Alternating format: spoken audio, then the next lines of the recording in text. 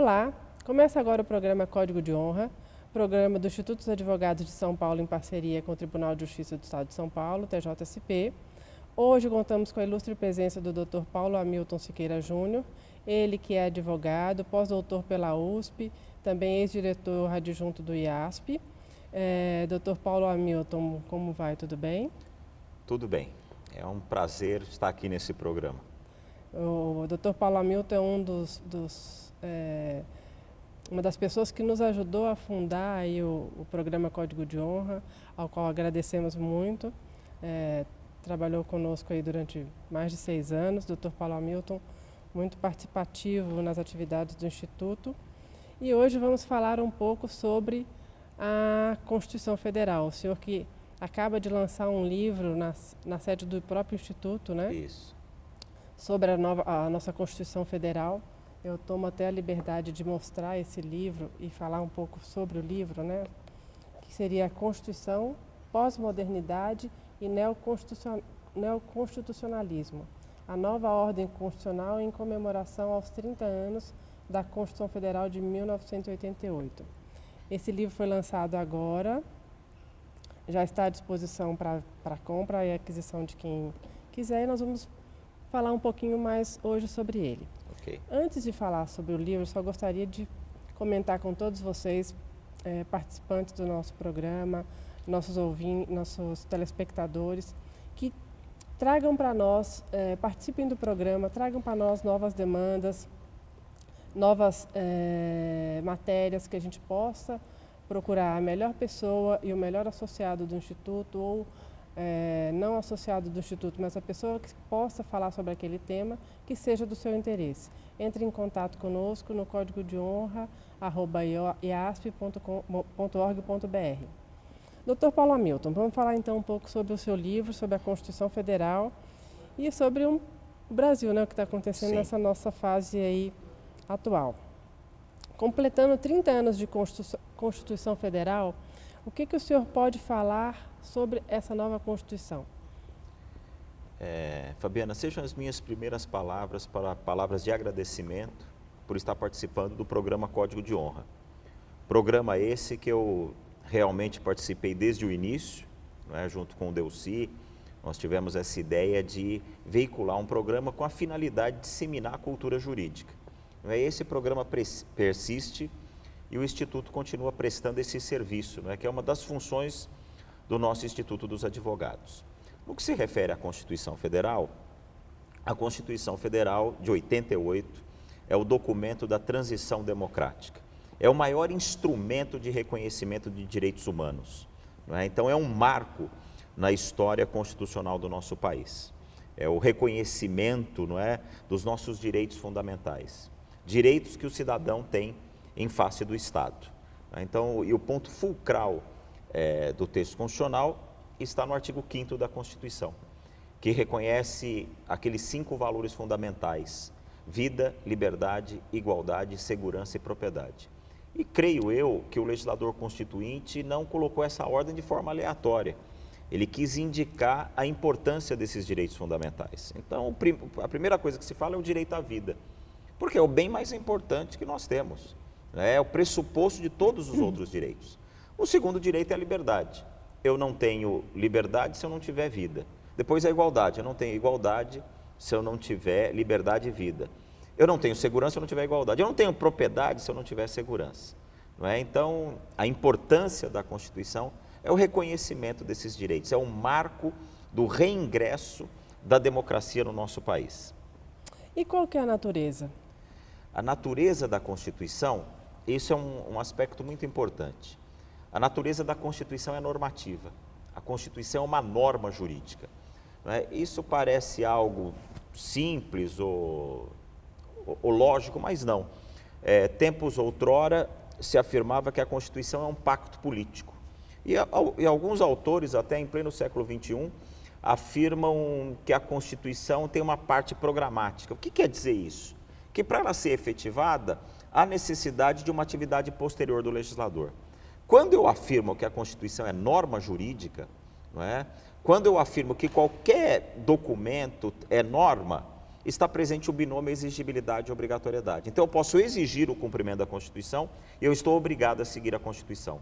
Nesse sentido, a Constituição não é um conselho, não é uma exortação, não é uma diretriz dirigida ao legislador e após a ação do legislador que aquela norma ganhará efetividade. Não, a Constituição é norma, não é? Então, está presente o binômio exigibilidade e obrigatoriedade, ela precisa ser cumprida.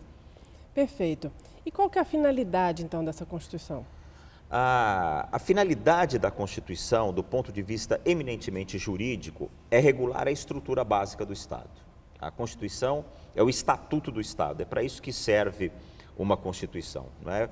Fazendo uma comparação, por exemplo, com uma pessoa jurídica, se eu vou, até para o nosso telespectador entender o que nós estamos falando, eu quero abrir uma pessoa jurídica. O que eu faço? Eu vou redigir um contrato social e vou registrar na junta, nasce essa pessoa jurídica.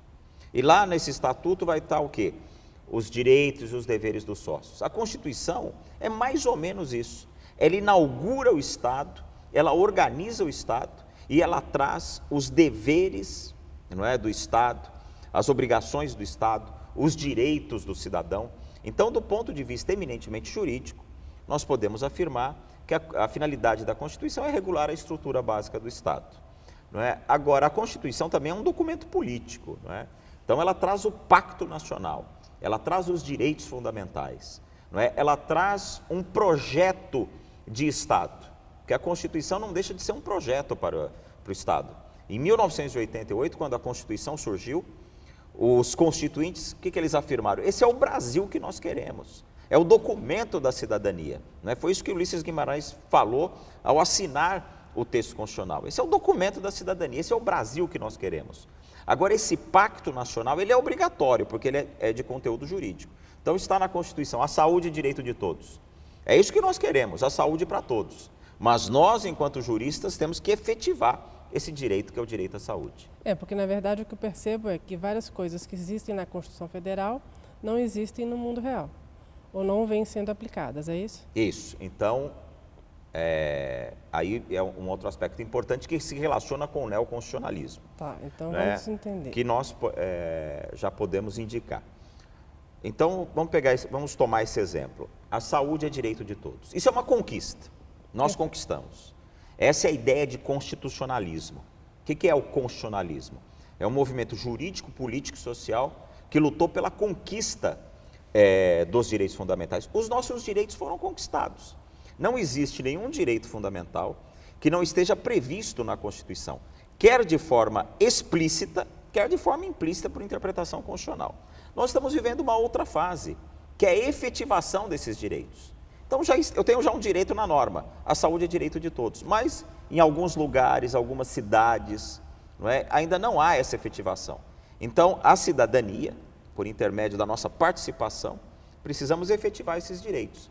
E, se necessário for, por meio de instrumentos jurídicos, ação civil pública, ação popular, mandado de segurança, os instrumentos que a própria Constituição traz para efetivar o texto. Muito bacana.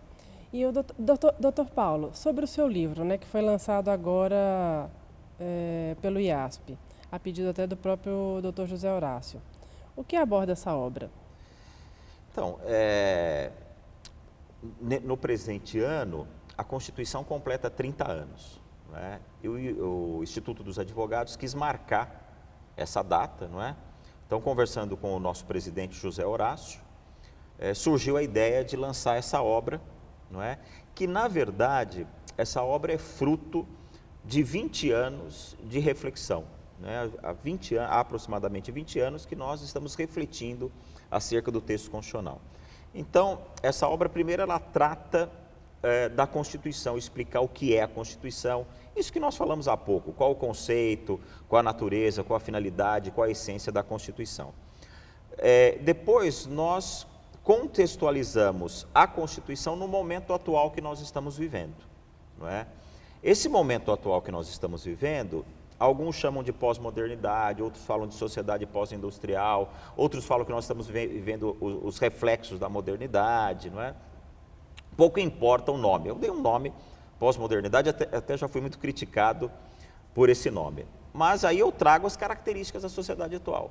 A sociedade de massa, a sociedade da informação, a sociedade de consumo, o hedonismo, o relativismo, não é? E contextualizo o momento atual que nós estamos vivendo com a Constituição. Então, só para te dar um exemplo, eu afirmo que nós estamos vivendo a sociedade de massa. Tá. Não é? Os problemas não são mais individuais, os problemas são coletivos. Os problemas são massificados. Não é? Diferente daquela ideia de direito que nós estudamos, Dá um Fabiana. exemplo para a gente ter uma... Vou te dar. Diferente daquela ideia que quando nós estudamos direito subjetivo, aquela noção do direito português, titularidade de direito. Então, o meio ambiente. Quem é o titular do meio ambiente? Somos todos nós. É difuso. Uma propaganda enganosa na televisão. Ofende quem? Toda a coletividade. Então, o direito precisa se preparar para essa tutela coletiva.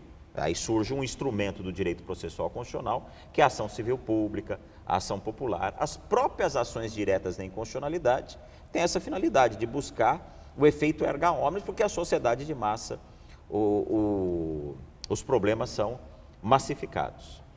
Estou muito interessada em saber um pouco melhor sobre a Constituição e os seus detalhes para o mundo atual, mas vamos rapidamente para o nosso intervalo e, na sequência, eu gostaria de saber um pouco mais sobre esse assunto. Ok. Telespectador, aguarde mais um minuto e nós já voltamos com o programa Código de Honra.